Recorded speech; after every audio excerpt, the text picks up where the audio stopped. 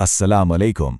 तो चलें, आज हम पाकिस्तान पेपर प्रोडक्ट्स लिमिटेड के मालियाती मामलात में गहराई से जायजा लेते हैं। कंपनी ने अपनी ताज़ा तरीन शिशमाही रिपोर्ट जारी की है, तो आइए देखते हैं कि ये आदाद-उश-शुमार इसकी कारकर्दगी के बारे में क्या कहानी सुनाते हैं। तो सबके जहन में जो पहला और सबसे बड़ा सवाल है वो यही है कि आखिर पिछले 6 महीनों में कंपनी ने क्या कारकर्दगी दिखाई। आइए इस मालियाती कहानी के पर्दे हटाकर असल आदाद-ओ-शुमार को देखते हैं। इस पूरी कहानी को समझने के लिए हम इसे 4 हिस्सों में तकसीम करेंगे। सबसे पहले मुनाफे की सूरत हाल पर नज़र डालेंगे, फिर देखेंगे कि कंपनी की मालियाती पोजीशन कैसी है, यानी उसके असासे और वाजिबात क्या हैं। इसके बाद हम पैसों के बहाव को ट्रैक करेंगे और आखिर में इन सब बातों का खुलासा करेंगे कि इससे क्या नतीजा निकलता है। तो सबसे पहले सबसे ज़रूरी बात, मुनाफा। आखिर कंपनी पैसा कमा भी रही है या नहीं? किसी भी कारोबार की कामयाबी का पहला पैमाना यही होता है। तो आइए देखते हैं कि पाकिस्तान पेपर प्रोडक्ट्स ने यहाँ कैसी कारकर्दगी दिखाई। और यहाँ तो आदाद और शुमार खुद बोल रहे हैं।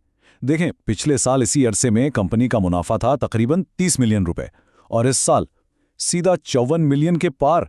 ये तो 80% से भी ज्यादा का जबरदस्त उछाल है।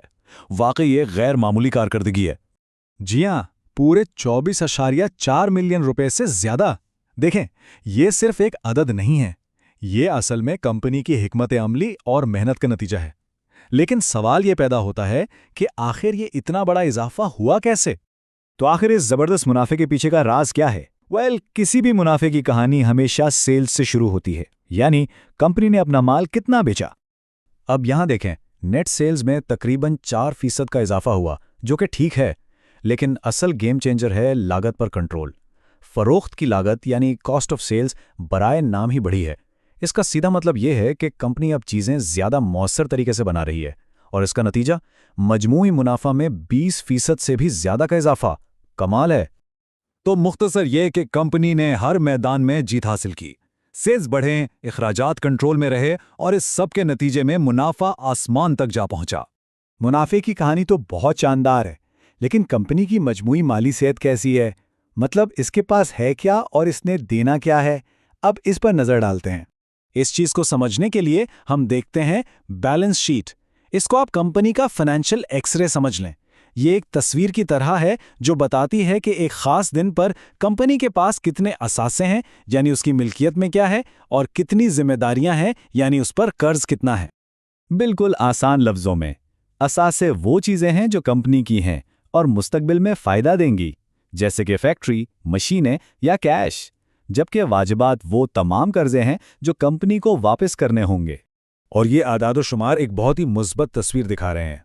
देखें, कल असासे से तो तकरीबन वैसे ही रहे हैं, लेकिन कंपनी ने अपने कर्जे यानी वाजिबात कम की हैं और इसका सीधा फायदा किसको हुआ? मालिकान को। उनका हिस्सा, जिसे इक्विटी कहते हैं, बढ़ गया है। ये कंपनी की माली मजबूती का वाज़ेह सबूत है। तो खुलासा यह है कि कंपनी की माली पोजीशन सिर्फ मुस्तहकम नहीं बल्कि बेहतर हुई है। कर्ज कम करना और इक्विटी बढ़ाना ये किसी भी कंपनी के लिए एक बहुत अच्छी खबर होती है। मुनाफा तो कमा लिया, बैलेंस शीट भी अच्छी लग रही है, लेकिन क्या कंपनी के पास असली कैश भी आ रहा है? कागज पर मुनाफा दिखाना एक चीज है, लेकिन बैंक अकाउंट में पैसा आना दूसरी। चलें अब कैश फ्लो की हकीकत देखते हैं। फाइनेंस की दुनिया में एक बहुत मशहूर कहावत है, मुनाफा एक राय है जबकि कैश एक हकीकत है।